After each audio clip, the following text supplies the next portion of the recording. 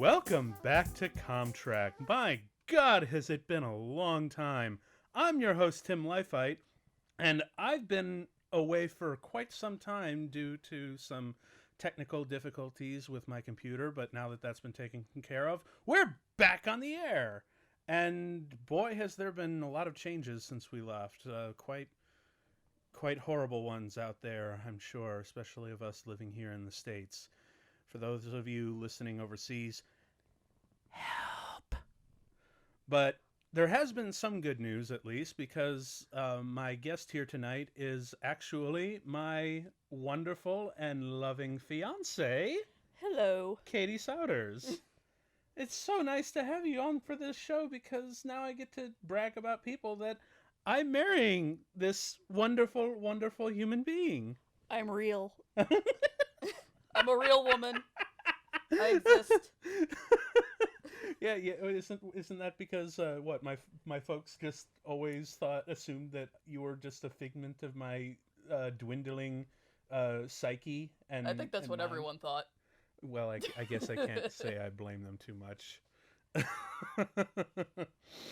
Well, okay. Well, before we actually jump in, and if you really do want to not just hear our stupid couple-y bullshit, there is a button below where you can skip ahead and start straight into the movie. But before that, I just want to say that my fiance here is probably the biggest Taika Waititi fan I know, and I do believe that this tonight's show, What We Do in the Shadows, is your favorite film. That is correct. Okay, please. I would like to hear the genesis of what your experience is with this, and then you can lead into how you got me totally hooked to it. Well, my brother introduced me to it, and he pitched it as, okay, well, it's a bunch of vampires, they're roommates, and there's this one that's 8,000 years old, and he just kind of terrorizes them a little bit, and I'm just like, shut up, I'm in. And so? So, I love it. I watch it every time I have a migraine, because it's comfy. It's my comfort movie. It is your wool blanket movie. Yes. It really is. You showed it to me when we were first starting to date. When you had roughly the same pitch as your brother, because I mean that's just kind of how the words fall out of your mouth. Yes. And when you pitched it, as a student of film who went to film school for 5 years, I was involved in a lot of 48-hour film projects, and every October there would be one for a horror subsection. So there would be a lot of horror subgenres, and you get to play around with that, and in 48 hours you get to make like a 5-7 minute film. So I'd seen a lot of them. I always went to the screenings because I loved the film community there. Loved it. And when you pitched it to me, it honest to God sounded like a student film 48-hour film, which upon you telling me in later years, that was basically the case, wasn't it? Well, the original short, definitely. Yeah. I saw you watching that earlier today. Yes. And the original short's terrible. It's no, hilarious. Are you kidding me? Okay, so on a technical... It's hilariously terrible. I love it because it's so bad. On a technical level, yes, it is Yeah. not that great. But I saw greatness within it, and upon watching... I'm not saying there wasn't greatness. Compared to the movie they made later, yeah. It's awful. Well, that's because they had a budget, dear. Yeah, they had a budget later. But yeah, no. It's just hilarious comparing the two. When I popped it in the original short film of which this film is based on, and by the way, if you at home want to take a look, it's actually on YouTube. So if I can, I'll try to provide a link in the description below. But yeah, when I popped it in and watched it, the original short film, not the actual movie. It honestly gave me flashbacks of watching the old 48-hour films from way back in the day, because it's so amateur. Like, don't they have like the teeth? They have the plastic teeth you find at Halloween stores for little kids. Just like shitty like kind of shitty wardrobe, and Well, they're you trying know, to do the German accents through the plastic teeth, and it's just more hilarious. it's way funnier actually. Like all the original cast, almost all the original cast in there, including Stu. Yeah. Stu is in the original short. Uh, and they're all talking through these big, crazy plastic teeth, trying to do the accent, and it's just so funny. It like it. Um, but yeah, when you and then when I finally watched this for the first time, I thought this is amazing, and I really wish that this would turn into a series and not just a short film, because there's just more room for shenanigans and character development. Now my wish came true. Yes. Which is awesome. And the show is way better than it has any right to be as a spin-off. Okay, so I want to hear what when you first heard about the show. What were your thoughts? Just when you first heard about it.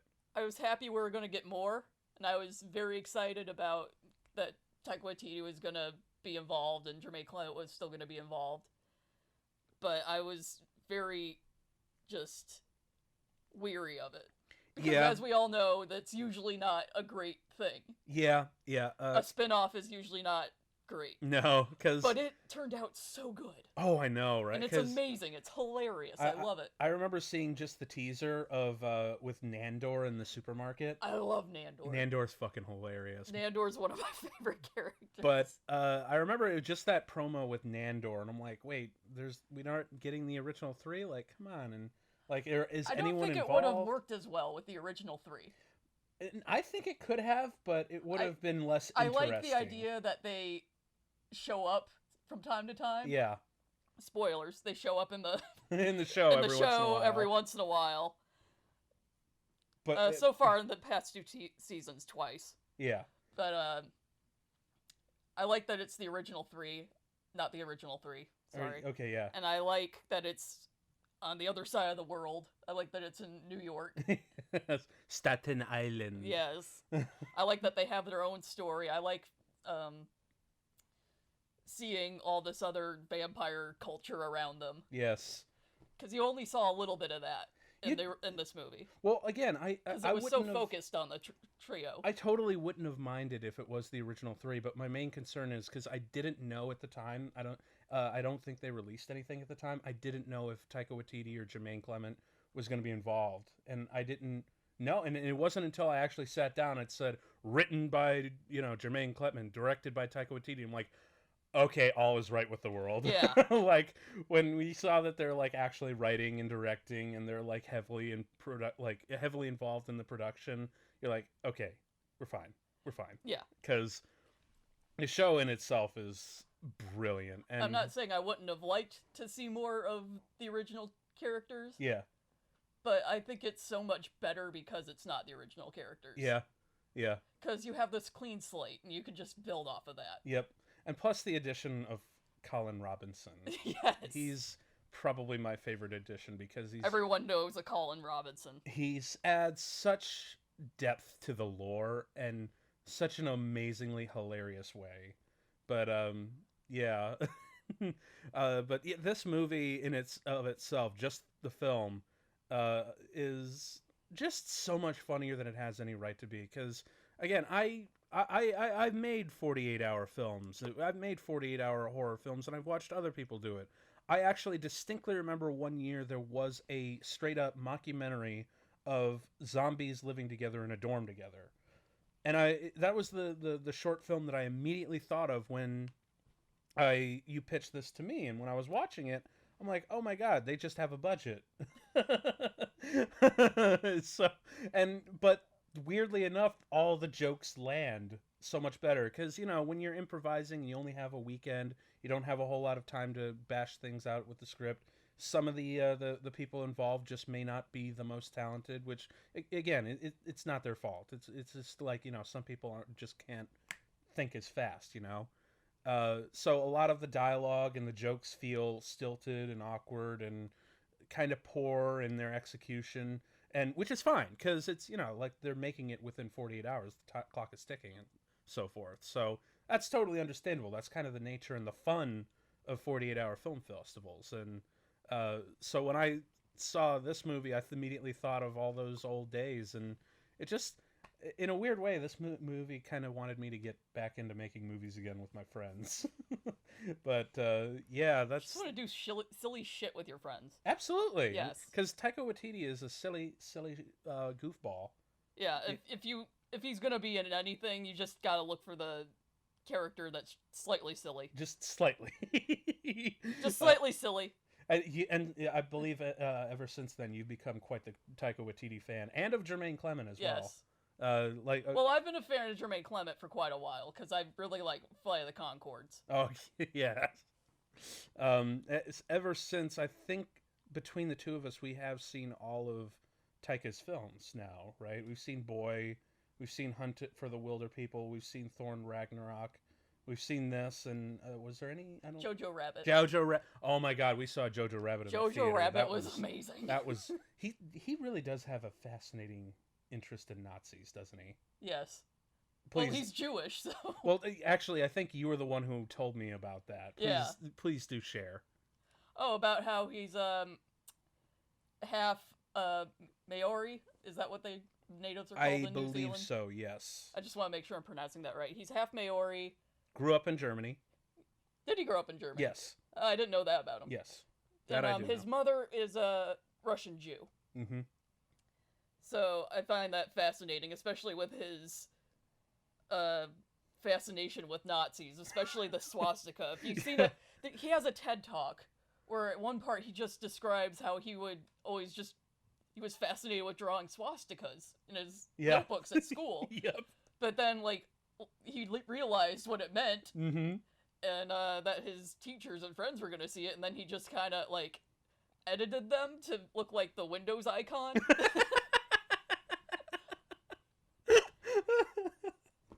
That's so cute and innocent, though. Yeah. And if you see his like New Zealand films, the ones that take place in New Zealand, yeah, there's always like an allusion to a swastika. A little bit, yeah. Like you see a boy, he shows like a swastika he graffitied onto the grandmother's wall. Also, doesn't he have like to the kid, and he's like, I drew that.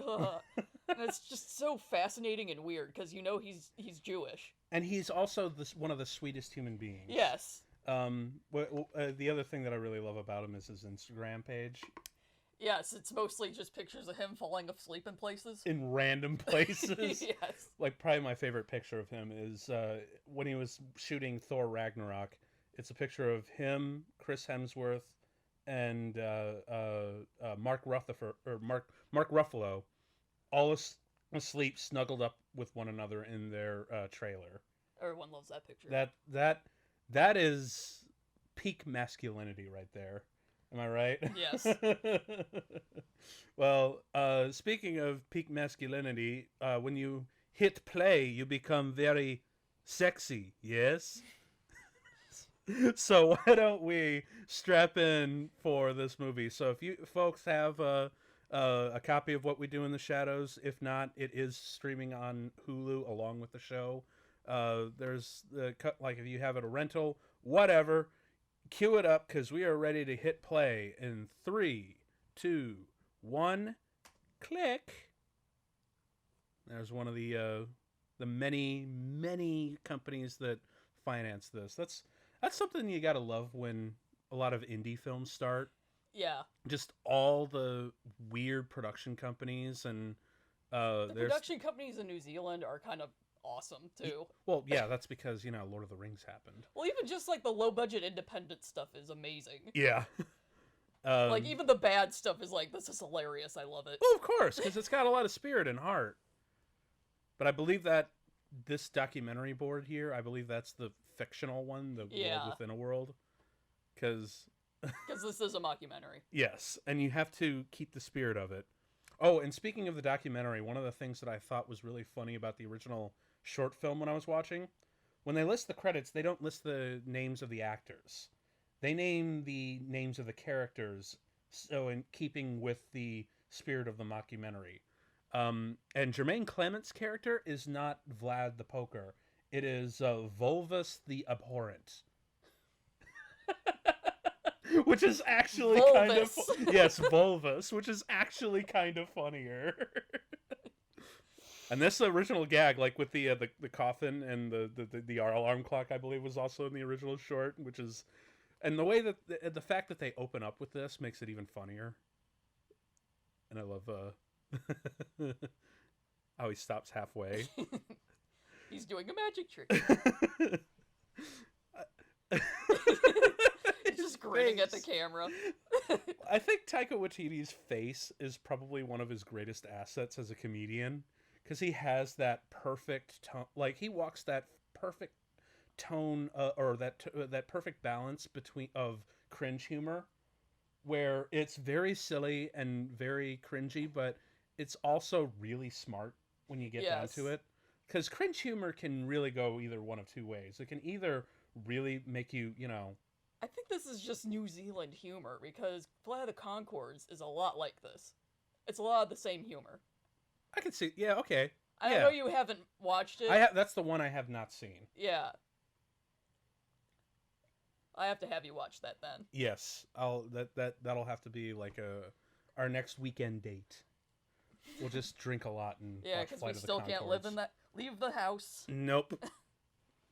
Because we happen to live in Ohio.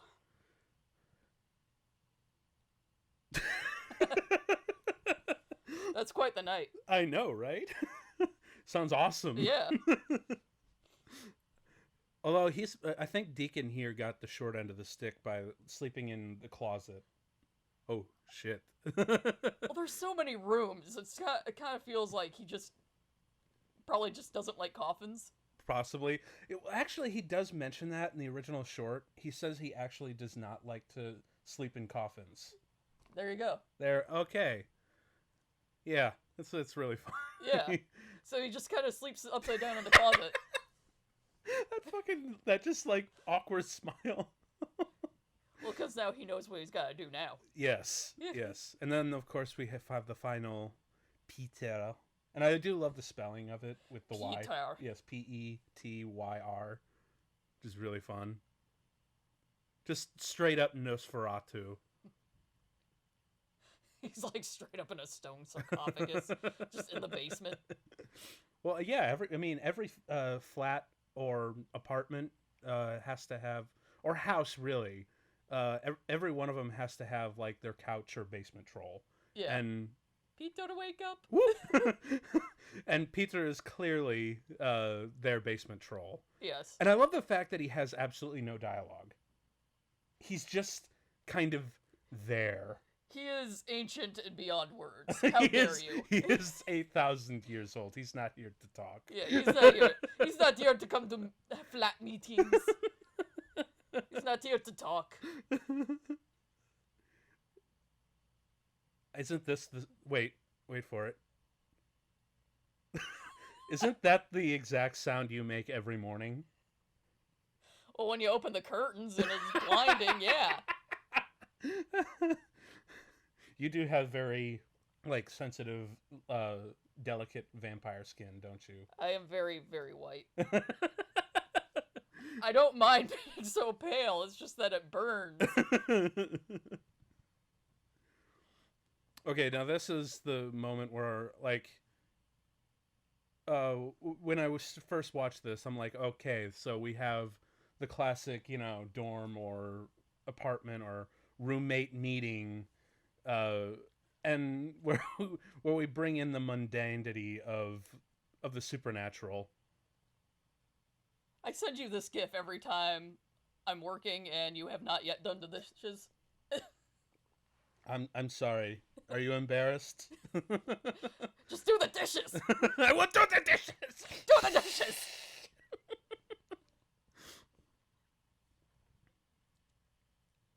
God, just running around in New Zealand doing some of this stupid shit must have been the time of their lives. I just want to run around New Zealand where they have free healthcare and no corona.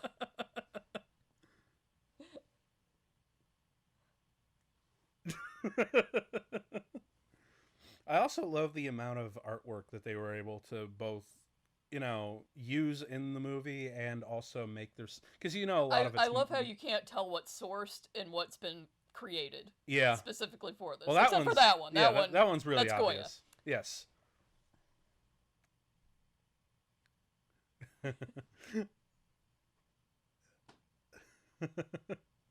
I love his facial expressions. They're all really great Yeah. comedians.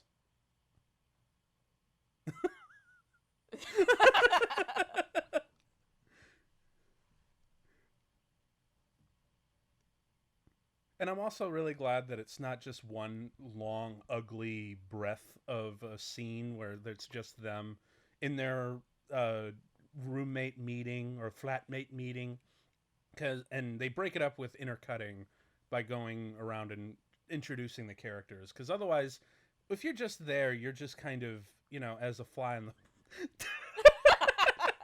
you're just kind of a fly on the wall, and it gets pretty boring. But when you break it up with stupid shit like this, it becomes a lot more interesting and fun. I love that there's like 3 different cuts of this movie. Oh yes, that's right. Because there's this original cut, but you'll be hard pressed to find the other 2. Oh yeah, but this original cut's pretty good. Because it's best of both worlds, really, of the other 2.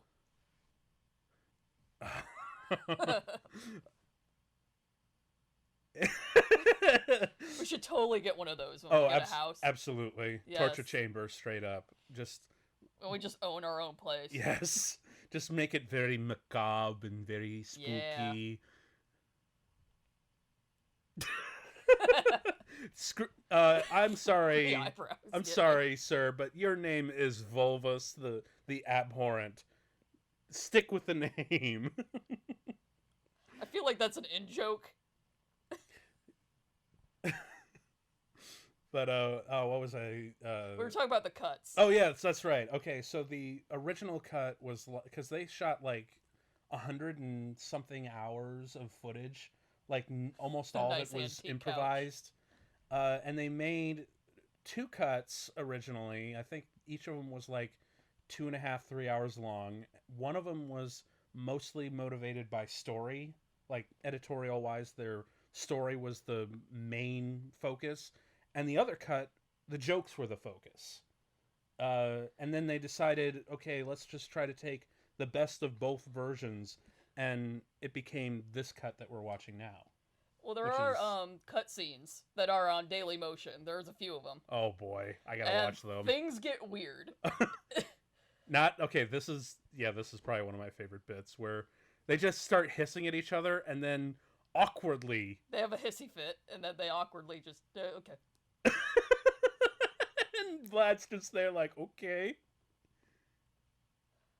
I love how dirty the water is and implying all the dishes are bloody. Yep. Cue the music. This song slaps. So good, dude. I love this song. Oh, we're totally having this at the wedding. Yes.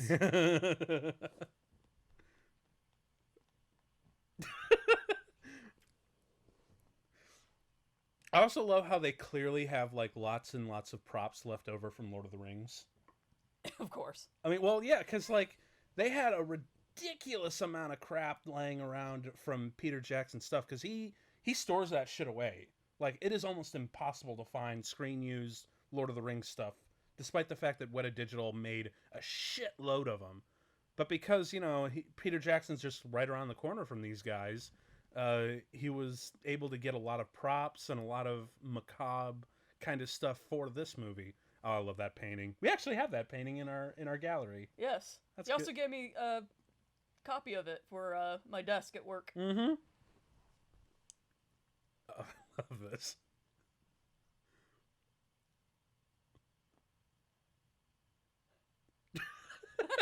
The way he transitions. I love how they clearly have these hobbies too. Yeah, well, they got to keep busy. Exactly. It's boring being a vampire. Well, you're gonna get bored. Also, you can tell they haven't kept up with technology, so they gotta entertain themselves, and it becomes very clear in a later scene. Just like right on cue, there's Taika Waititi's fascination with Nazism. Yeah. Was there any Nazi stuff in Hunt for the Wilder People? I don't remember. I don't think there was. I can't remember a specific thing, but I feel like there was, like, somebody drawing swastikas, because there always is. Yeah. And his New Zealand films. Yep. And then he just decided, fuck it, I'm going to be a weird version of Hitler in my last Yeah. movie.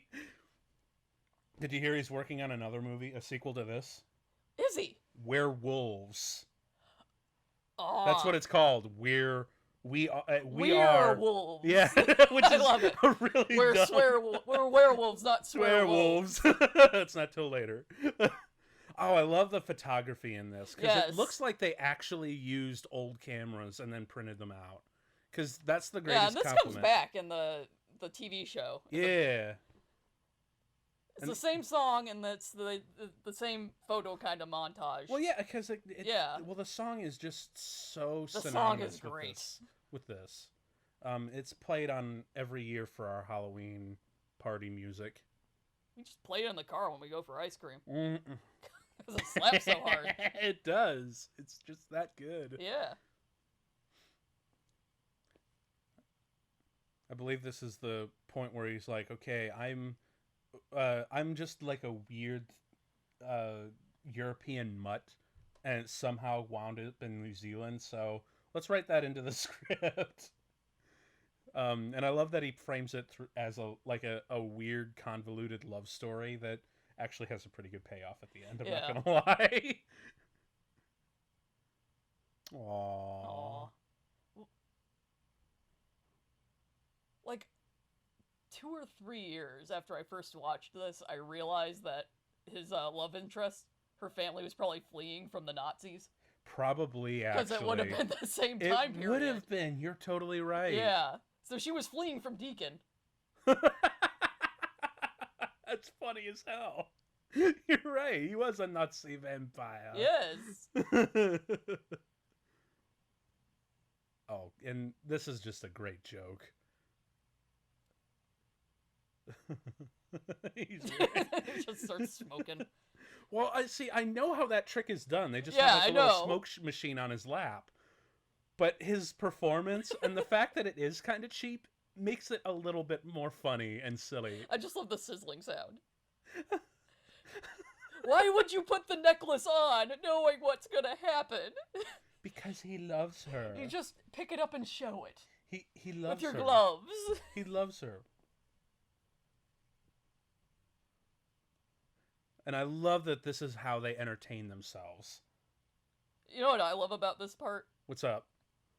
Jermaine Clement is clearly the only one that knows how to play an instrument. Well, he does. Oh, actually, no. God, what's his name? The guy who plays Deacon. What is his name? Oh, it's killing me. But I have heard that he does play bass.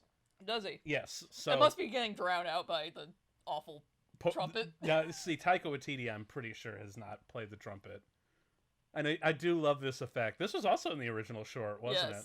Where they just have like a puppet on strings. Yeah. And it's very, very closely coordinated, which is actually kind of a cool effect.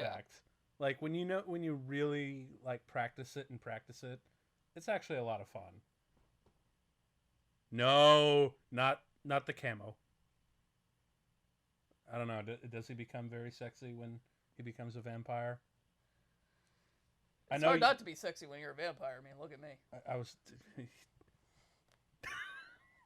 dead but delicious. Dead but delicious. But yeah, you kind of got me there.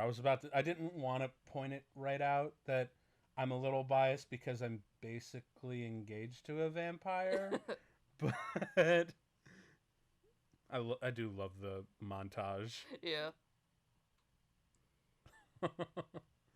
Also, because you mentioned that his mother was basically. Oh wait, all of this, and then the cut. I love the cut. They're just on a bus. That's so funny. That's a joke that's repeated in the TV show. Yes. But I also love just how awkward they are trying to say vampire style. Yeah. It's so dumb.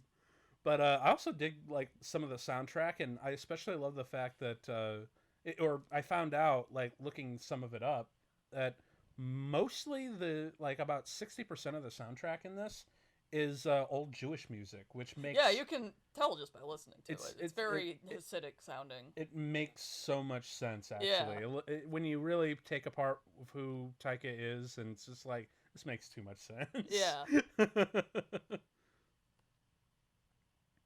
All Also, divi- they're older and obviously from Central or Eastern Europe, too. So there's a lot of history intermingling. So that would kind of be the music they would have listened to in their mortal lives. Don't you just also love the stupid accent that Taika goes with, just throughout the entire thing? Yeah. You can tell it's like a German accent for him, but the other two, you're kind of like, what? They're just kind of doing like a weird caricature of, I think, German. Yeah. Because, you know, like they're... Well, I think Jermaine Clement's trying to do more of a Romanian. A little bit. Because he's obviously a parody of Vlad Dracul. Well, I think, really, that's what... Because Vladislav the Poker? Well, yeah, true, but Come on. As far as, like, you know, appearance-wise, I always felt like he was kind of based off of Gary Oldman and Bram Stoker's Dracula. Bram Stoker's Dracula is based off of Vlad Dracul. Okay, so it does kind of go for a full circle, doesn't Vlad it? Dracul I've been drinking wine. Vlad Dracul. You need to learn more history, man. A little bit, yeah. I'm a little bit behind, but Vlad the Impaler. Yes. That I know he was inspired. The ruler of Wallachia. Yes. I know that Vlad the Impaler was inspired by Bram Stoker to become Dracula, but I'm just talking about... And obviously, Jermaine Clement's doing Vlad the Impaler, just doing a parody of that. I'm just talking about specifically the 1991 movie Dracula. Well, have you ever seen a portrait of Vlad the Impaler? Of course. It looks just like it. Yeah, I know. Yeah. I have a T-shirt of that, dear. I know. I'm just saying. Have you seen Francis Ford Coppola's? Of course, I have. Yeah, I mean, it's obviously a mashup, but he's obviously parodying Vlad the Impaler, is what I'm saying. Well, I'm just talking about his appearance. I know. This is how we argue, people. Usually, there's booze involved, and it's all like extended and full of shit, but also full of love.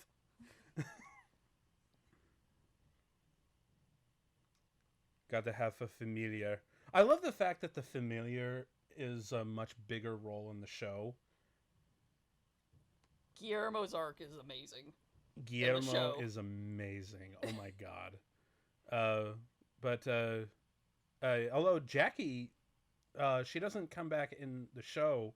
Well, you don't see her in the show, not yet anyway. True.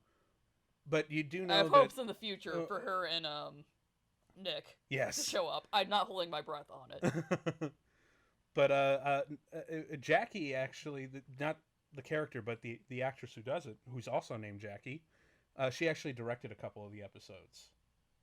Did she? Yeah. That's interesting. I know. Well, I mean... Freaking putting down newspapers. Newspapers. And she's just sitting there like, oh, this is normal. You got blood all over my antique couch. The red one? It's red now, yeah. Like, you don't think that's weird? Okay. It's... Well, I guess this woman just hasn't seen American Psycho with Christian Bale, where all of his house is covered in plastic, and he's putting on a raincoat. And, when he least expects it, he just axes the guy, or in this case, just... This is so fun. Bites her, and this is so funny. Oh, crap. Got the artery.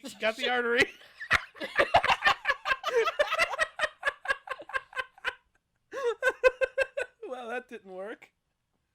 Another reason why I watch this when my head hurts is because it's such a chill movie, but it's also hilarious. It is really laid back, isn't it? Yeah, it's a chill movie. You just kind of get to hang out with the characters. Yeah. Fucking paper towel. Seriously, you're gonna need a couple more rolls than that, dude. Messing with the microphone. Wait, I love those details. Yeah. Well, he obviously doesn't want to get any blood on their nice microphone. Yeah. It's those kind of details that they kind of skipped on in the TV show. Yeah. I mean, they're there is a there. part There's a where couple they of acknowledge that they're parts. there, Yeah, there's a couple but they of don't parts, really like but... mess with the microphones or the lights or anything. or the cameras. I mean, Yeah. they kind of do every once in a while. There's one part where they do that. No, there's a couple. Well, there's one or two parts where they do that. No, there's several actually. It's just it's not as It's not as present, and you kind of miss it. Yeah. Yeah, and you forget that it's mockumentary style. Mm-hmm. Every once in a while you do forget Which that it's... for some people might be a good thing if you just don't like the mockumentary style. Because every once in a while you forget that you miss out on jokes like that. Exactly. Like the show sometimes does steep a little bit too far into, like, straight up sitcom and not keep with the mockumentary style, but they will occasionally, acknowledge the cameras, the lights, the sound equipment, and all that stuff. I just kind of wish that they would do it a little bit more, so to add, like you said, dumb jokes like that. Yeah. Speaking of dumb jokes.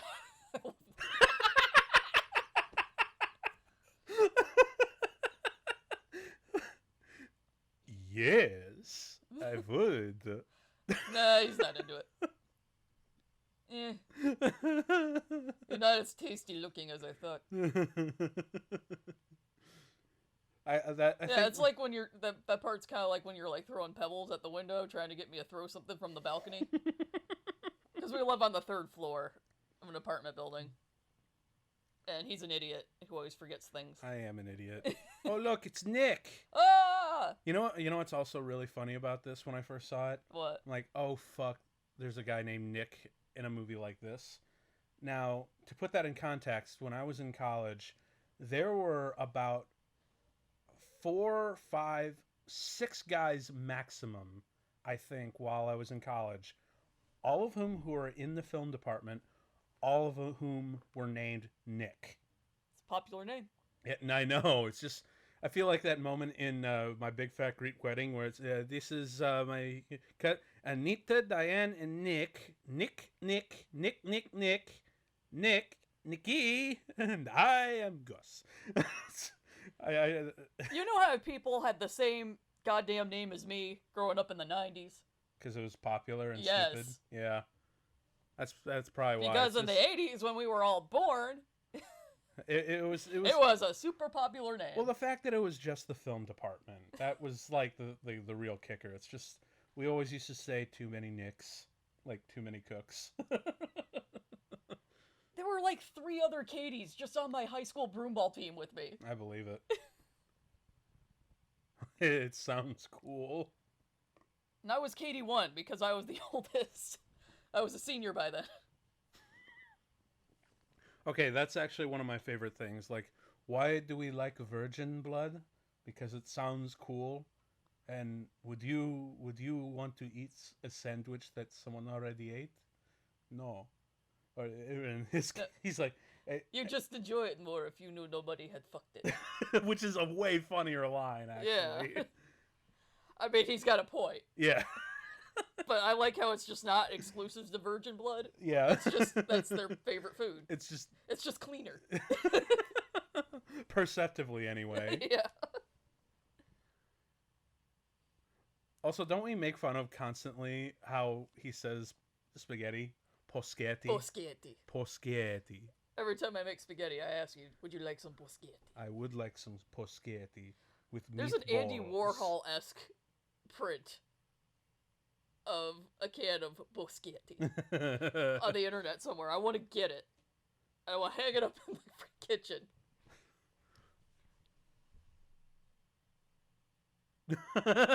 Would that be traumatizing or would that be awesome? I don't know. No, that'd be actually kind of traumatizing. Okay. As someone who has a penis, that would be kind of terrifying, especially knowing that if it was like a cobra kind of thing, that would be kind of scary. If I had a dick and it was a cobra, I'd just like stick it on people.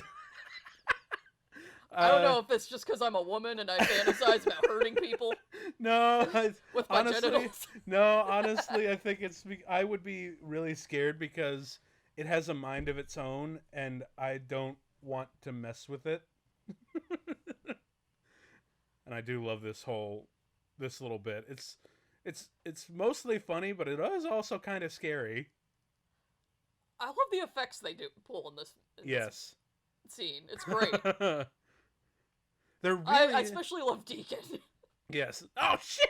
Not again! Not again! Stop hitting the artery. You should know where it is by now. You're like 400 years old. He never gets the face right. The way he moves, he's so awkward. I know. He's just slowly coming out and hissing. Fuck off. And it just stops. He just kindly tells him, fuck off. Fuck off. And then this little bit This is right my here. favorite part.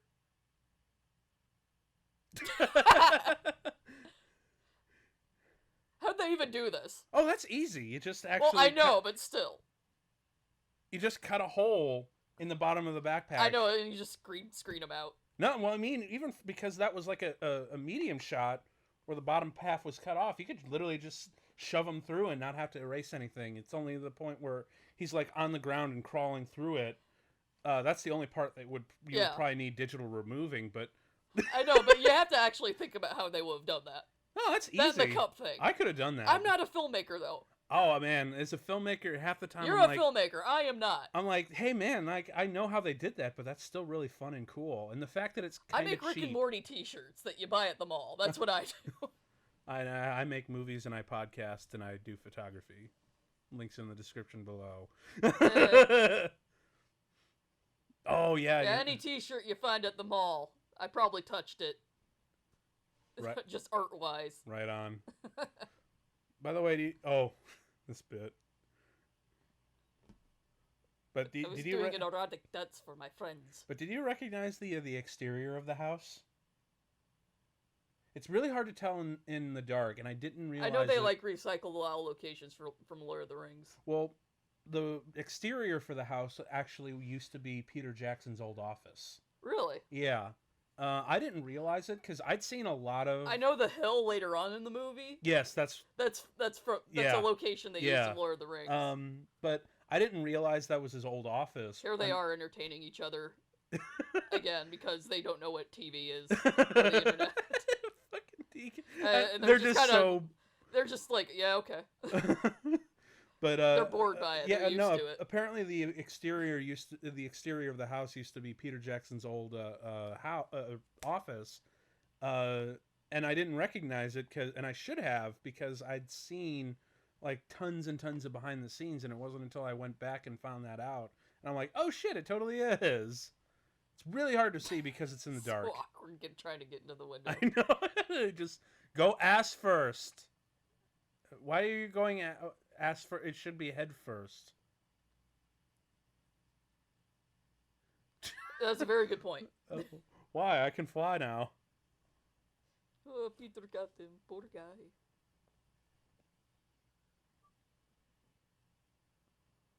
Both of our families are German, and we're just like, that's not something we do. No. Well, you're German Mexican. I'm just all sorts of European. Yeah. What was just it? You Central said, and didn't you say Western you were like come from inbred hill people? On my dad's side, yeah. Appalachian. Good times. I love that effect. Again, a lot Northern of this Kentucky, West Virginia, Southern Ohio. A lot of these are, a lot of these effects are pretty self-explanatory, but they're so cool to see them like being rendered like this. You know, my dad's side of the family being hill people really explains how everyone suddenly started pronouncing my last name correctly when we moved to Cincinnati. Mm-hmm. No one up north got it correct ever. And it's not that hard to pronounce. It's pronounced the way it's spelled.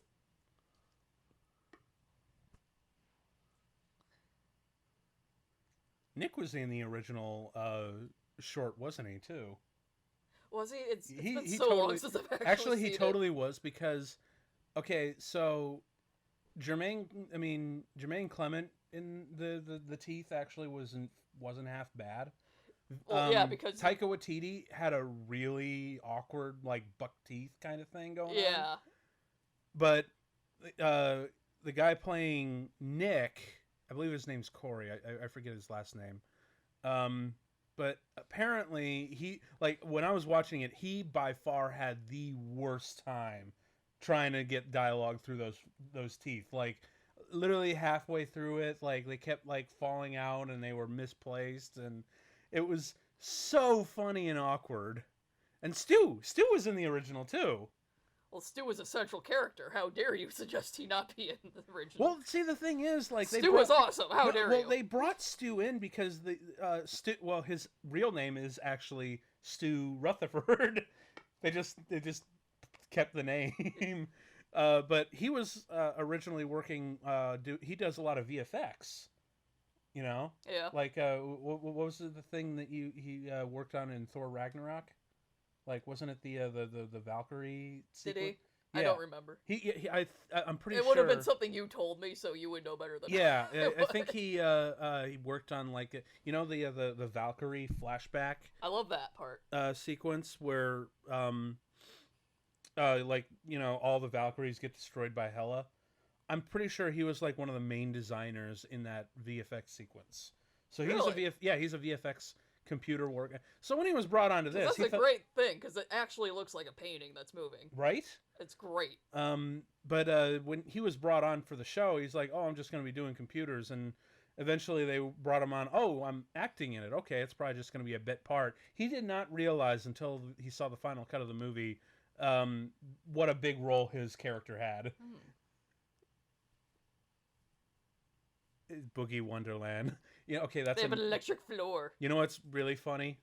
That's another thing that followed me from film school. For some reason, do not ask me why, but in our university film organization meetings, the song that would play most often was Boogie Wonderland by Earth, Wind, and Fire.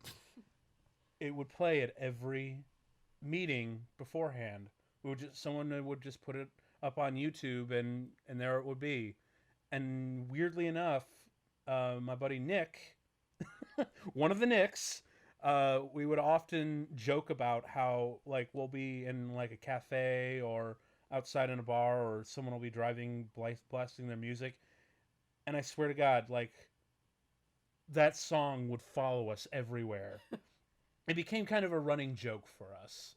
And if I ever make a movie one day, I kind of want to use that song in like a really goofy, fun way, just maybe off in the background or something, just to kind of acknowledge the fact that Boogie Wonderland never seemed to go away. Yeah. And again, it showed up back here in this movie. Oh, fucking vampire or fucking werewolves. Well, werewolves, not swearwolves. Well, the alpha there, I forget his name, the actor. Yeah. But the alpha, he's a comedian that's very well known. Oh. And I've seen some stand-up specials, and he was also on Flight of the Conchords. Yeah. And he's hilarious. The guy with the orange. He's also in the Jumanji, orange. the Jumanji reboot. Oh yeah, he was the. He's the NPC guy. Yeah, the one that sends them on their mission. That's right. Yeah, he's the one in the orange, right? Yeah, the orange and navy jacket. Yeah, I see it now. That's awesome. The one that doesn't like swearing. For some reason. Some people just don't like swearing. Oh, I actually love this line here where they're just like, where is it? Why are you swearing all the time? Say it, don't spray it, bitch. And Stu is just so weirded out. Stu is that weird friend who is like your average run-of-the-mill office workers who really had nothing remarkable. He's your normie friend whom you take out with your target consumer friend, and then you have like a goth and punk battle in front of them on the streets. Yeah, and you take him to a party and everybody's like in leather, like the most normal and S&M gear. Yeah, like the most normal person there is a dude wearing an all black leather mask, choker. He's got a dildo belt on. Dildo belt on. That's the most normal guy there. And leather pants. along with giant combat boots up to his knees. He's the most normal. No shirt either. Like that, he's the most. Well, you can't wear a shirt with a dildo belt. That's a faux pas. Of course not. Of course not. That's so gauche. What are you talking about? But the fact that he's the most normal there, and you bring your normie friend, that's Stu. And I also love the fact that that Stu's the only one who wears makeup. Like, he's the one that they make a lot redder, so that when they desaturate the film, he's actually like human. He's actually got like well, also they make a lot of references to his big red cheeks because they want to eat him, but they agreed not to. And then, of course, there's this great line. Nope, there it is. We're not gonna eat stew. You say this every time I make stew. Yes. I thought we have agreed we're not going to eat stew. Hey, this was the meat that was on sale. You want to eat or not?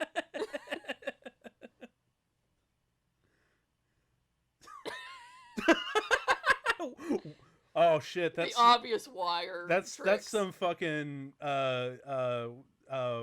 shit. Ang Lee, Crouching Tiger, Hidden Dragon shit right there. And Peter's just like, yeah, okay. I love how weirdly nice New Zealand is. Like, I love the fact that New Zealanders are often seen as like the Canada of Australia. Yeah. Just so unnaturally nice people, you know? Well, everyone's nice compared to where we live. That's very true. In these days, in people the year won't even wear a mask to protect others. In the year of our Lord 2020, oh god, yeah. I love the fact that that was clearly just Jermaine Clement taking a shitload of selfies on an actual picture camera. Just with threw a it in shitty there. Flip phone. Yeah. Well, I remember those. It wasn't a shitty flip phone. It was like an actual like old digital camera, but was it? Yeah. But it was still really There's funny. another scene where they're just like, they have shitty flip phones. Mm-hmm. Even though there it's is like a crucifix behind you. Even though this came out in like 2014. Oh yeah, we can poke him on the internet. We can do that? Yes. Yes. The fact that they kind of get freaked out at the sight of a sunrise. On this little joke. I don't think she's a virgin doing that. And then wiki. Only a vampire would be Deke doing. confronts that he doesn't like Nick or Stu. Well, he likes Stu, but he fronts that he doesn't like Nick. Well, Nick's kind of a dick. Nick the dick. Well, Nick did rip off his jacket. Yeah. Always old familiar.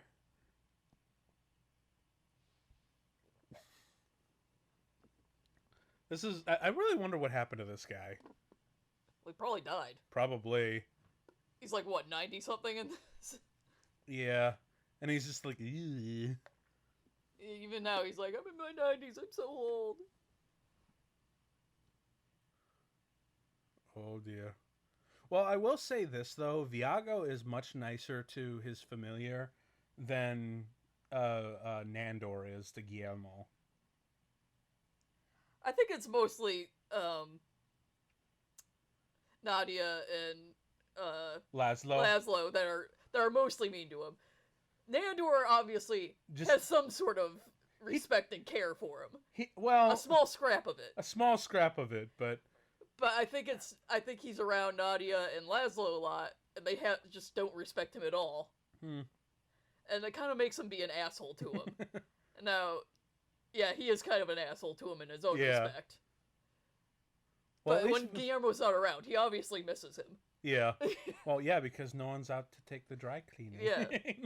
Just ask Colin Robinson to do it. But at least Viago does treat his familiar slightly better. Yeah. Slightly. Well, Viago just ghosts him. That's... Yep, until he dies. Yeah, he's not, like, straight up abusive.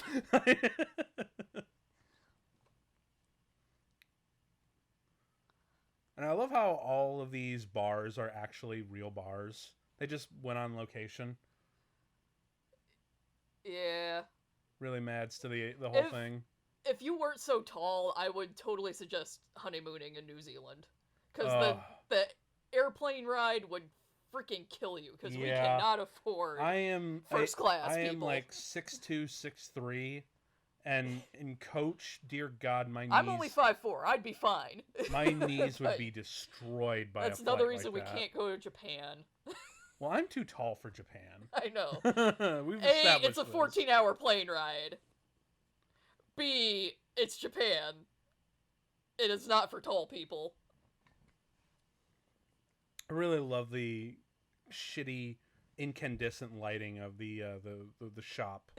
Yes. It makes me think of that really great scene where Nandor and Guillermo were shopping. Yeah. It just feels so dead and soulless, despite the fact that it's so funny.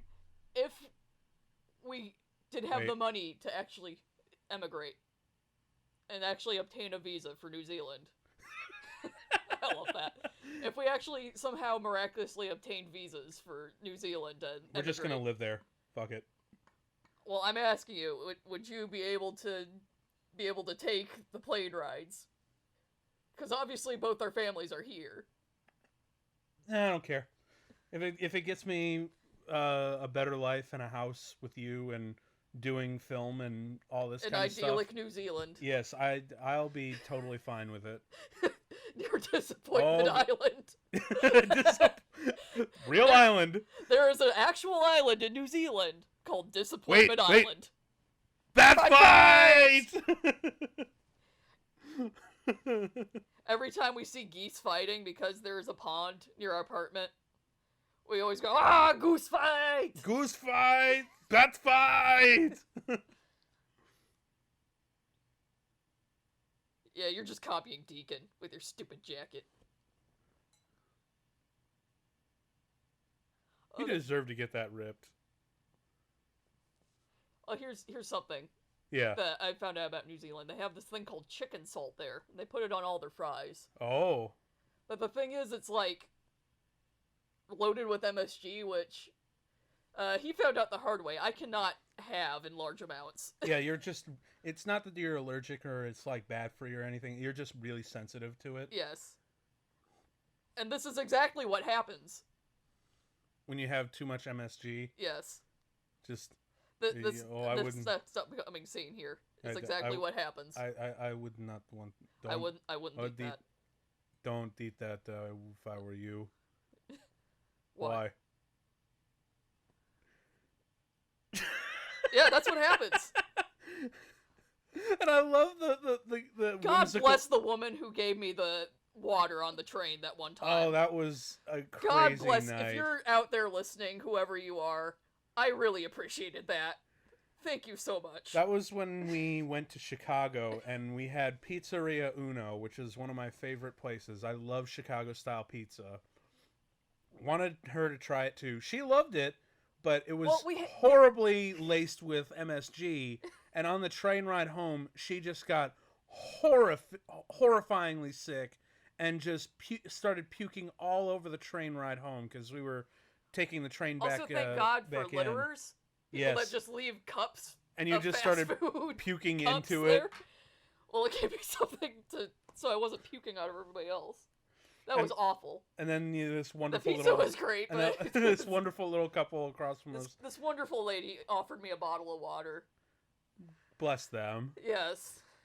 But this isn't the first time that someone puked because of this scene.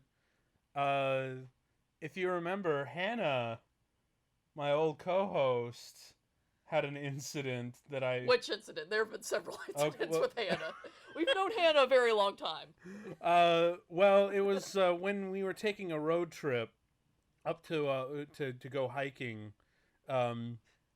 We were watching this along the way because it was a bit of a drive. It was about an hour. It was about an hour or... We were going to Hocking Hills. Yeah, it was about a 90-minute drive, and we decided to have this on. She was experiencing a She was kind of ill that morning. Well, she was really hungover. Yes, and then... And she was in the back seat, so she was a little car sick.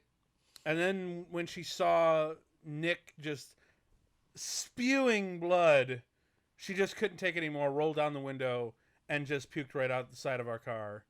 And in the process, lost her glasses, to which we were going about, like, almost 80 miles an hour. And so we pulled over...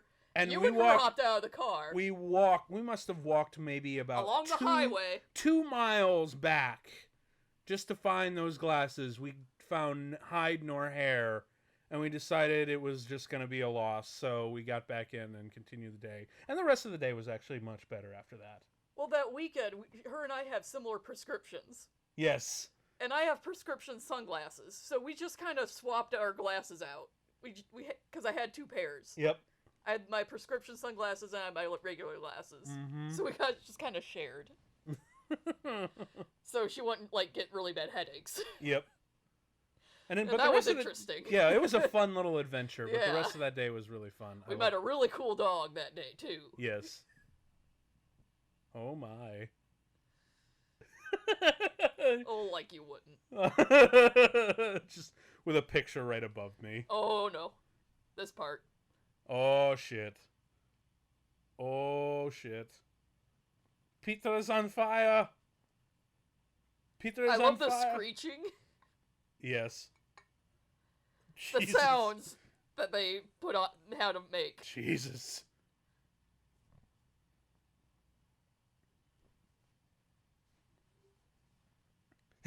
You're just running with water. Does absolutely nothing. Yeah. It's sunlight! It's sunlight! Okay, no. I know this is a really earnest moment, and I actually kind of got a little sad watching this. But this upcoming line coming up is just... I just cannot take it seriously because the execution is just way too funny. This.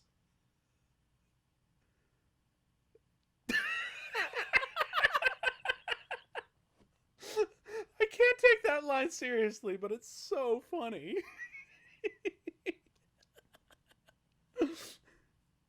Oh, you know what else was cut from the movie? What? They had a funeral for Peter. That's right. They had this, like... Actually, I think you'll be able to see it in just a moment. Where they show the remains of Peter. Oh, this. Yeah. Well, he's just kind of ashes by now. It just... Immediately recovers. But I think the remains of Peter are still here. Well, yeah. Yeah, that. His ashes. But they had like a charred skeleton prop. They actually had a deleted scene where they had a funeral for him where they launched his body into a river. And the prop kind of got out of reach of the filmmakers, and it just started traveling down the river. At which point the filmmakers had to call the police and tell them that if someone finds this, it's just a prop. Oh man, when I was a kid, I think my sister told me this. Wait, the way he says this. What? I said that to you when you're bugging me. Yes. What? But no, you're saying. Yeah. So we'll talk about like a fake dead body. Yes. When I was a kid, my sister told me this because she's about 9 years older than me, so she would have been a teenager at the time. But I grew up in Toledo, which is not too far from Detroit. Oh, so little Inception action going on. Yes. So the group 9 Inch Nails was actually, this was like the early to mid 90s. No, the group 9 Inch Nails were actually filming a music video of some sort. Right on. Somewhere near Toledo. And it actually ended up on the news that there was like a dead body found. Oh shit. But it wasn't actually a dead body, it was just a prop for this music video.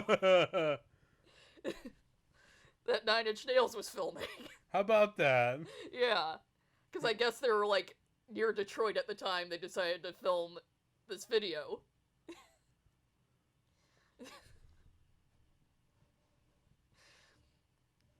Oh, shit, it's the cops. What are the cameras here?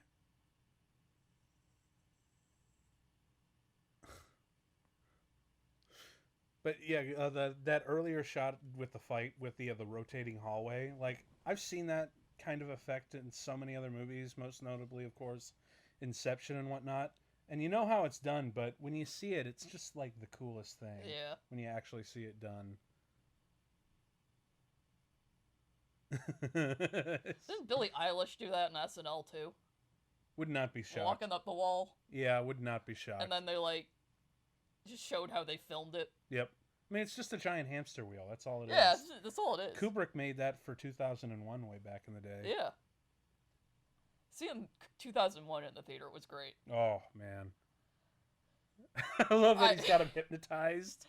Seeing Lawrence of Arabia, however, was painful because I get chronic migraines and we were up close to the screen. And for 4 hours. And it was 4-hour long movie, and it just became so painful. I was in pain by the time the intermission happened. And I toughed it out, but I was so nauseous by the end of it. Yeah. I feel the same. The last thing we need. I feel the same. Christians are totally the last thing we need in this house.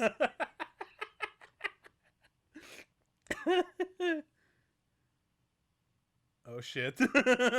I love the tension in this.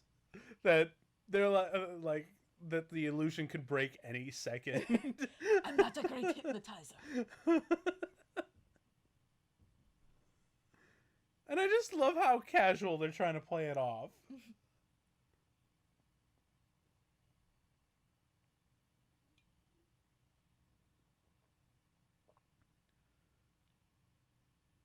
Now, this was Hannah at Jungle Gyms.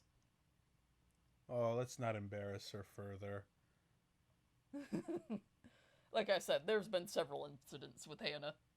Good times, though. Good honestly. times. It's always a good time with Hannah. But there are also several incidents.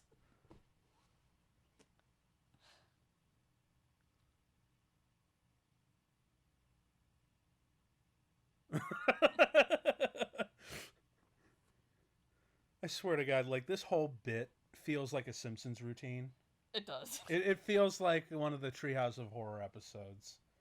Oh my God, can you get Taika Waititi to direct one of the... that would be great. The Treehouse of Horror bits? Love that. Like, that would be amazing. That would be so cool. Have him and Jermaine Clement write and direct one of the Treehouse of Horror segments and then do a guest star. Yes. That would be awesome. It doesn't even have to necessarily be these characters. Yeah, it doesn't have to be vampire related at all. Although it'd be fun if these characters came back Simpsonized. Yes. But it would be really fucking great to have Taika Waititi write and Jermaine Clement to write and direct or direct a Treehouse of Horror segment for The Simpsons. Matt Groening, get on that shit, man.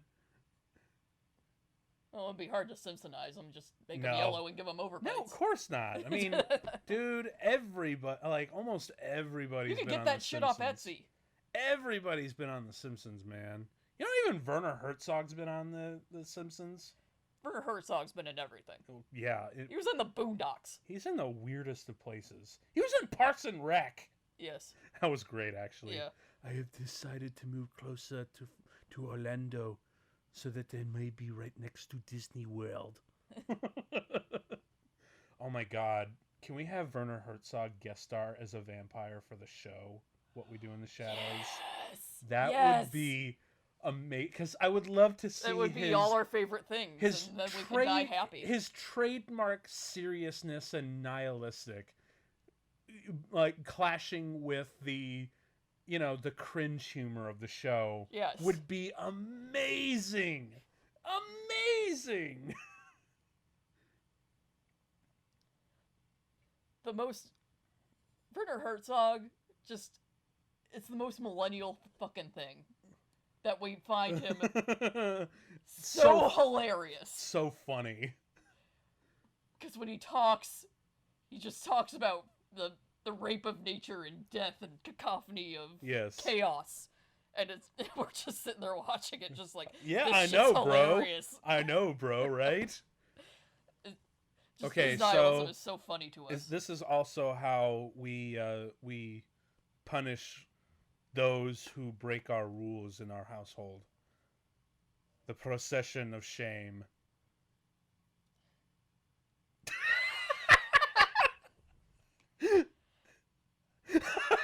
and you can't tell by his facial expression if he's really rattled by it or if he just thinks it's stupid. You just can't tell. No, you can't tell, but it's so funny. And then but everyone's like, "Bye, Stu." Stu is just such a sweet baby who must be protected. This is my favorite bit.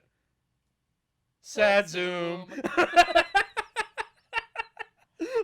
I don't know what it is about that zoom that makes it so sad. Yeah, it's so funny at the same time. Well, that's what I'm talking about. Like, at first when they're doing procession of shame, he just looks like, "Are you fucking kidding me?" Or that's your first impression. But then they do the sad zoom, and it's just like, oh, wait a minute. He was sad about it. Yeah, he was sad about it. He was genuinely hurt. Yeah. And poor Jackie's still cleaning up of their shit. And then several months later, the more I watch this, yeah, Jackie's not a great person. Well, no. No, she's not a great person. She's not really a bad person per se. Mm-hmm. But she's not a good person. No. You know? No. Oh, shit, this. It's just one of those movies where you just pick up more and more on the subtleties of things. Yeah. The more you watch it.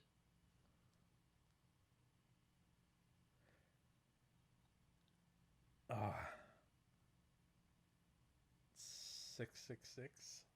666.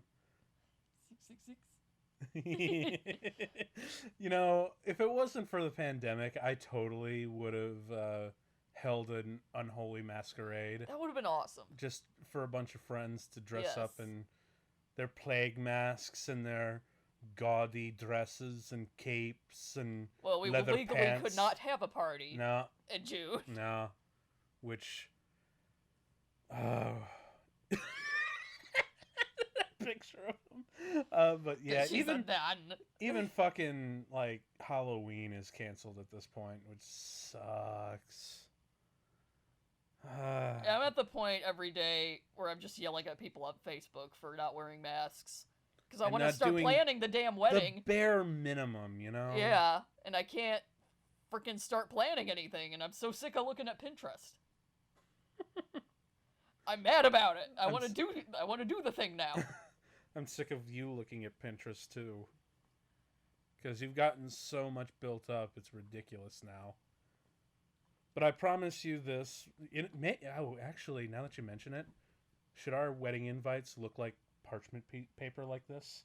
I was going to do the theater tickets ones. Oh, yes, that's right. Because the venue we've chosen, and have not booked yet, but we've chosen, is a theater.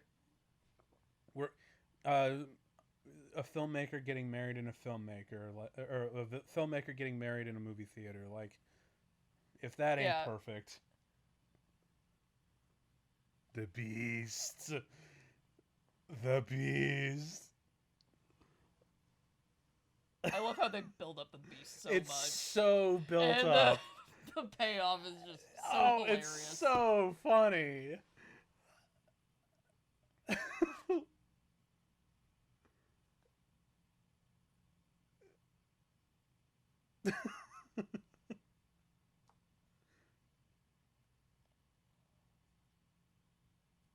What? The Beast. The Beast. And you know, like, when you actually get the payoff, you're like, you really shouldn't be surprised. Yeah. Like, it's not that kind of movie. It just isn't. It's so funny, though. The fact that he wants to be Blade. Which is so funny it's because... inappropriate. Which is so funny because Wesley Snipes shows up in one episode. Yes. Over Skype, of course. He literally He's phones a it in. daywalker. He's over Skype. But the fact that he phones it in is even funnier. Yes. Okay, now this is probably my favorite line in the whole movie. because, yeah, this.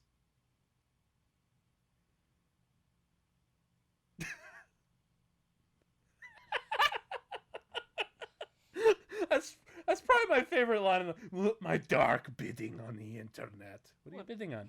Oh, I'm bidding on the table. That's what I tell you every time I'm on eBay. Yeah, well, that's. I believe one year I had that, where it's like what my girlfriend sounds like when she's doing her Cyber Monday shopping. Leave me to do my dark bidding on the internet. Well, I don't do Black Friday because I hate people. Oh, fuck that. Yeah. Cyber Monday all the way, man. Yeah.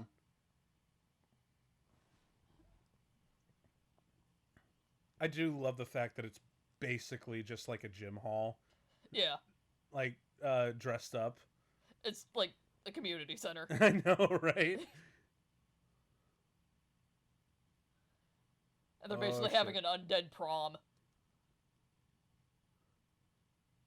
It's not really kinky or fun like the biannual orgy of Staten Island. Lord help you if you throw a lame orgy. I know. Fucking Mike. He is the one we never speak of. I'll speak his name. Yeah. It's Mike. His name is fucking Mike. Mike. And I thought Mike threw a bad orgy. I'm actually kind of shocked that they didn't have a Babadook here. Well, barely couldn't get the rights to it. Oh wait, no, actually, I think it's because the Babadook movie, because obviously the one that appears in the show is based off the one from the movie The Babadook. Yeah. I think that wasn't until 2015, might have been actually the same year that came out. So I forget maybe they just exactly don't have which year. Babadooks in New Zealand. They're exclusively a New York thing.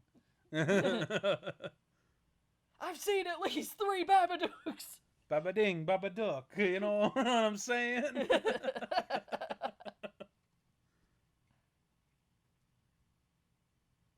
That's the beast. That's the beast? It's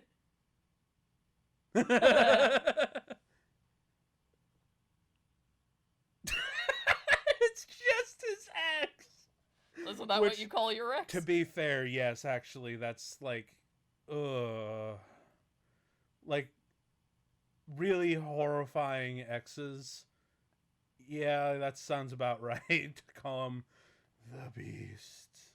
I leave it in the darkest part of my heart, and I hope you never have to be exposed to the horror of the beast.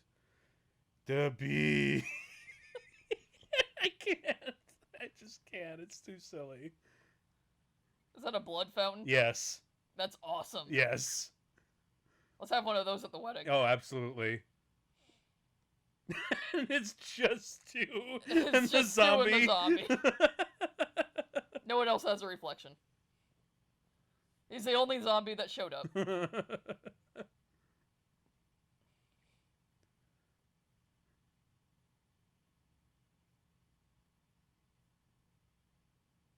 This is our friend Stu.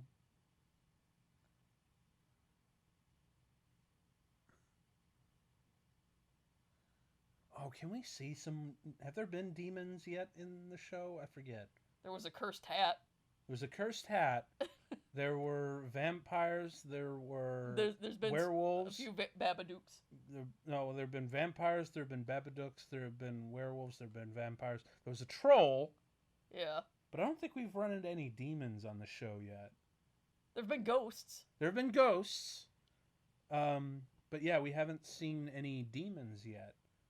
We have fucking ghosts. We need to have some demons on the show now, don't we? Well, there's another season coming around. Yeah. Don't worry about it. Yeah. The troll was really funny, though. Yeah. Oh, I really love how... The troll is so I love funny. how awkwardly nice that zombie is. He's like... He has to work are up... Are you pre-deceased? Yeah, he has to work up to it as if it's like... It's kind of like your conservative aunt asking you if you're like bi or gay or something. Like it's just like they're so awkward about it, and you're just like waiting for them to just fucking say it. Yeah. But I love that awkward build. Oh Over shit, your we gotta friend's face. get it out. We gotta get him out of here.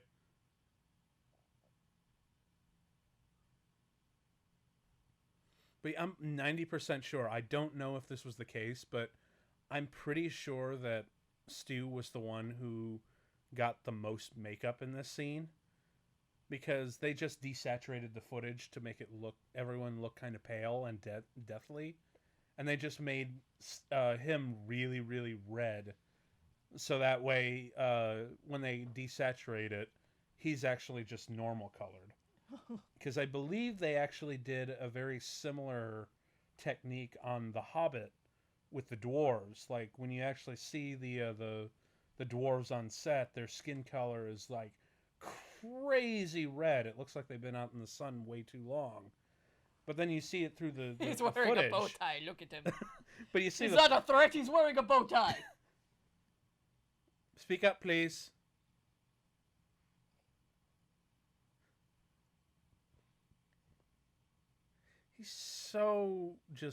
He's such a normie, but he's such baby. He's too pure. Must He protect. is. Must protect. Always. Yes. I want to throw a Pokeball at him. Gotta catch them all.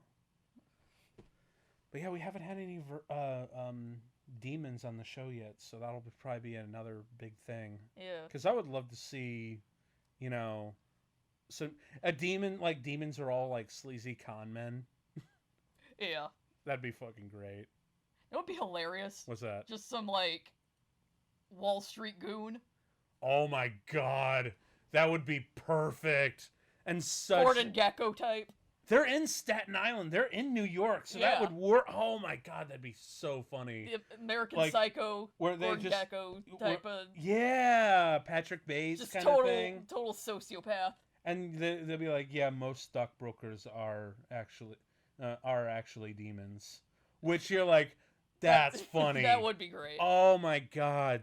I really hope Taika's is like either writing that or is on that track or just hears this and just be like, yeah, thanks. Just have the demons be sleazy stockbrokers. He's like, yeah, thanks guys, I'm gonna steal this. Like, yeah. Taika, steal this idea. Do it. Yeah. We want to do it. We're not even gonna be mad. No. We just want to see it. You're just now noticing the cameras. They've been here the whole time.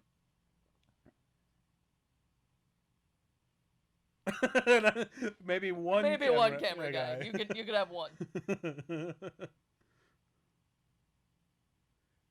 Yeah, you're about to say, because like you'd think they would have noticed already. Yeah. Like Stu wouldn't be the only like pre-deceased person here. Vampire fight. I love how tacky his hair is, actually. I know. It's so awkward.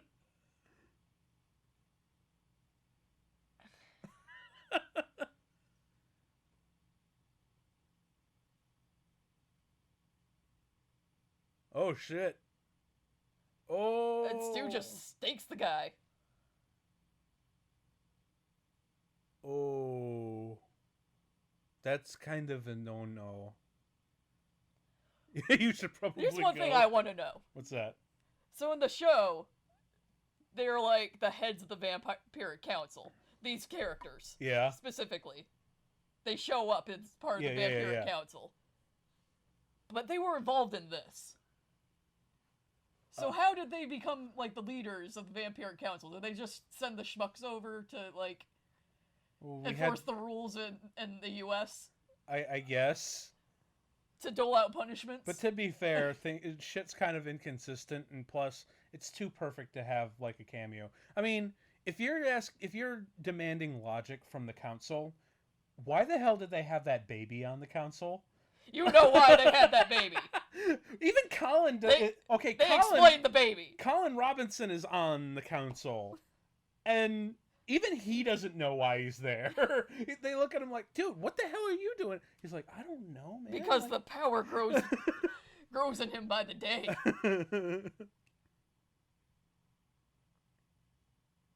Oh, the fact that they chain themselves up to trees during the full moon.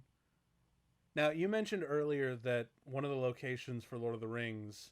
This is the location. Yeah, this is the location. This, I believe, if I remember correctly, it's really hard to see because, it's shot in the night. In the dark. Which, actually works for these guys. Yeah. Because then, people don't watch this and like, oh, loader!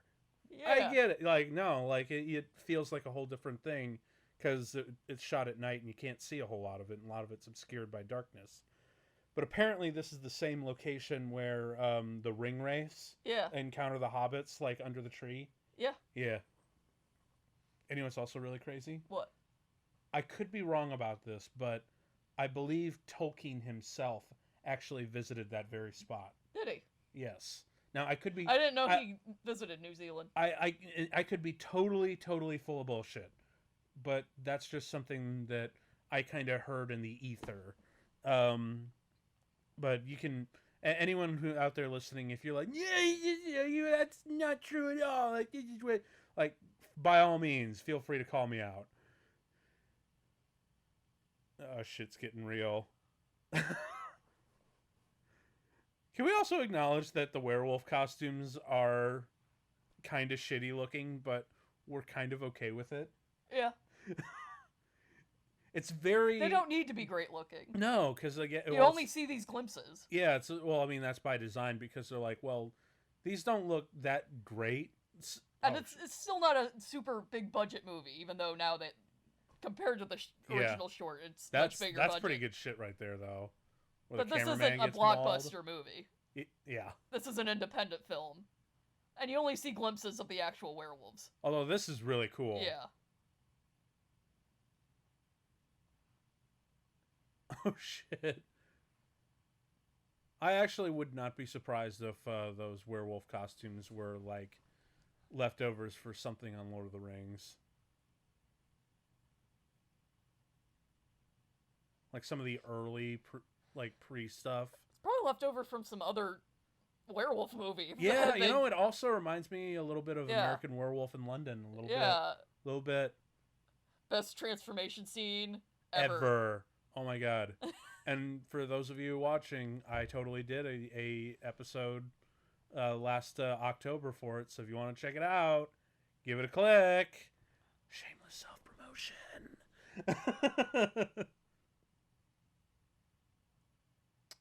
Oh, they got stew.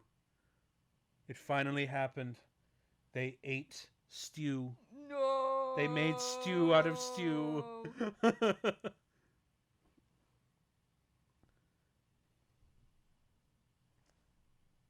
Deacon about to say some very kind and loving words of comfort. Things. Words of comfort. And that in no way are comforting to any normal social human being.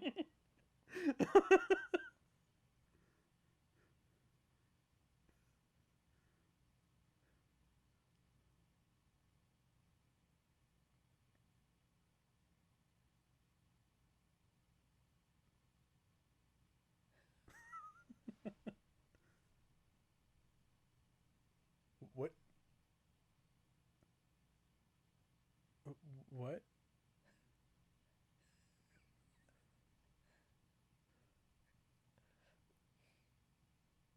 What? Okay. We have to make a pact. Yes.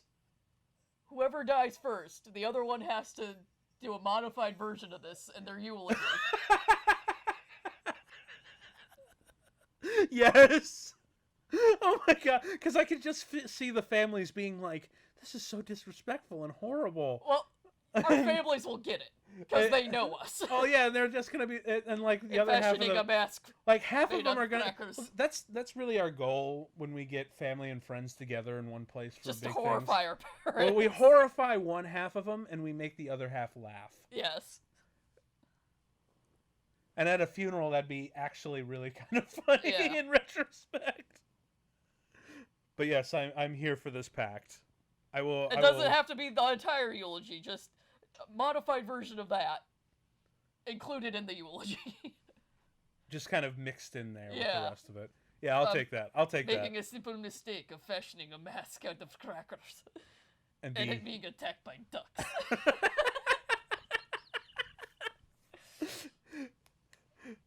That's such good improv, too.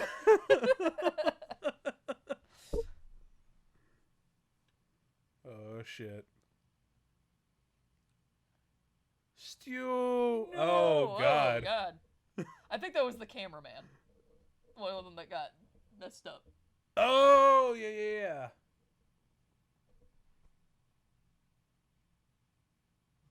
Because you're not going to come back from that. No. Puppy. Oh. No. Pupper!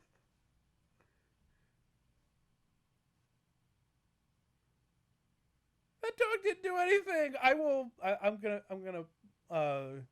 I'm going to defend that dog in court. Remember that dog we saw yesterday? Yes, the tiny little potato. The tiny little Yorkie potato dog that just came. We were out for a walk, and this little Yorkie dog, one of our neighbors had, just came right up to us and demanded belly rubs, and we're like, yes, sir. Oh my. I don't think he wants belly rubs. Yeah, No one's doing the dishes. No one's done the dishes. And now they're having a funeral for Stu in the same river that we didn't get to see for Peter. I think, that's probably why they cut it out. Yeah. Is because it's a little too repetitive. Probably. I can see why now on this little bit where he's like, hey.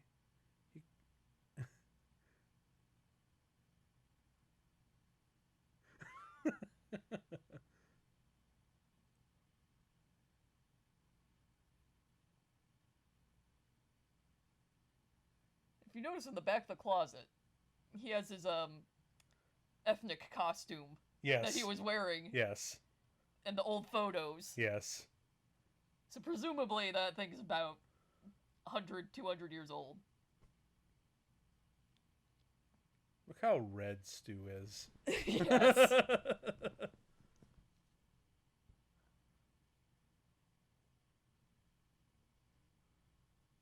Oh shit, it's Nick the Vampire. Nick the Vampire. He's got to clarify that he's the vampire. Well, just Nick, that they know. Well, don't forget about Jim the Vampire. Jim the Vampire. Played amazingly by the wonderful Mark Hamill. Mark Hamill's great. Oh my god, it's fucking great. Stu! You're alive! Oh, shit.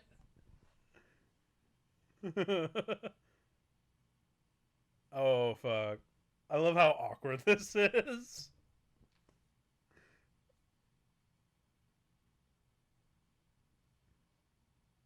Oh, yeah. Okay, so this is another bit.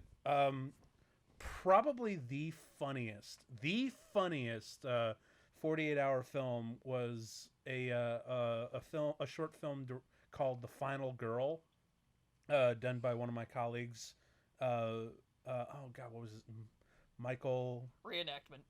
Yes, no, but hey, I'm getting to that. It's a reenactment. Oh, I'm getting to that. But this one short, starring an old colleague of mine, Brian, really, really funny guy who just has this kind of level of kind of cringe, deadpan humor.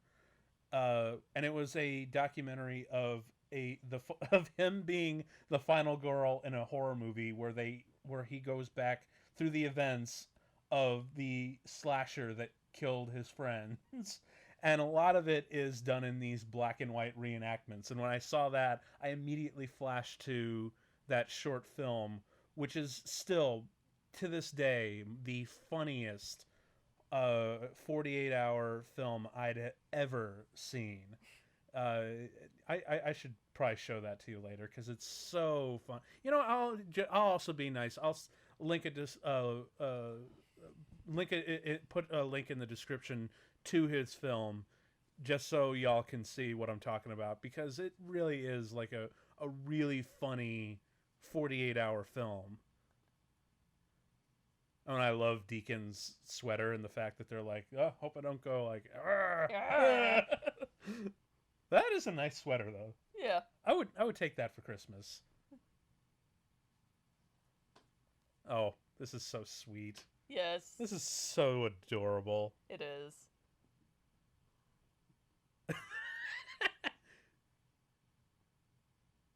Aww. And then this great joke here, where I love how they take advantage of every single situation with the dialogue. This.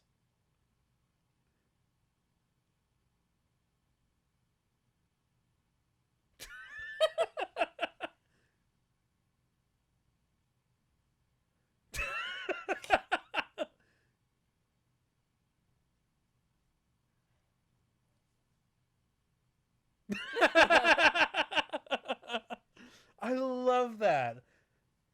This movie really shouldn't be as funny as it is. But the fact is the filmmakers are so smart. They know how to take advantage of every situation, especially through the dialogue. Yes. You know? Every small gesture is hilarious. Yes. Beast. Okay, now this little bit here. This is our relationship in a nutshell, is it not? Pretty much, yeah. You naturally being the actual vampire. I can't help that I'm this pale, man. But this. Yes, well, master. I am the one that pays the bills, so yeah. Yes, master. Yes, master. Yes. Shall I assume the position, my master?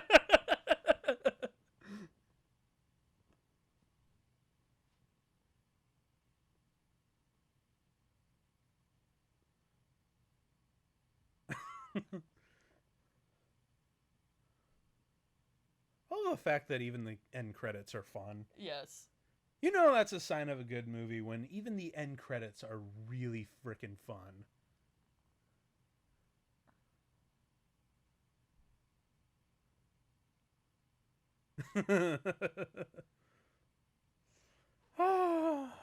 So I know you've seen this a bazillion and a half times, but compared to how it came out originally when you first saw it, to compare to how it is now, what are your thoughts and feelings about it?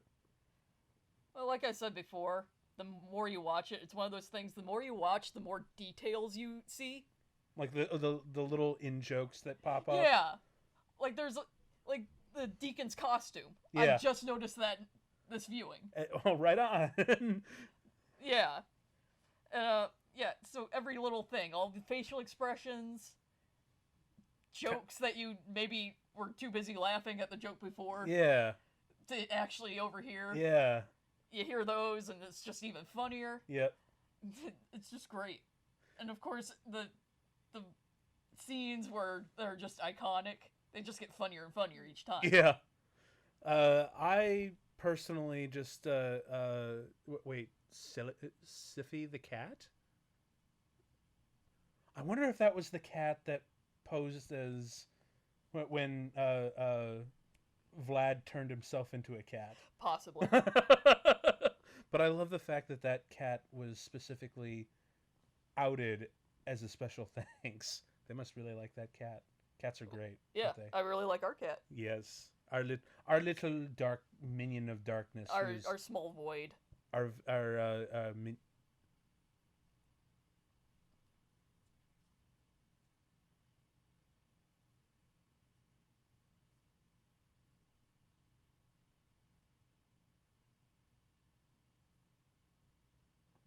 Who are you? What were we doing? I don't know. Where are these microphones? That is an excellent question. Well, I guess, folks, we should wrap this up now because I need to figure out why I can't remember the last 90 minutes. And I guess I should...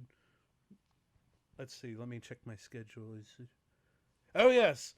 We'll be back next week with Raiders of the Lost Ark, so I guess we'll see you then. Even though I don't remember what we just did, this has been COMMTRACK. Where the fuck am I? Who are you? Wow, you're hot. This has been an episode of COMMTRACK where you'll never have to watch a movie alone again. Bye, guys.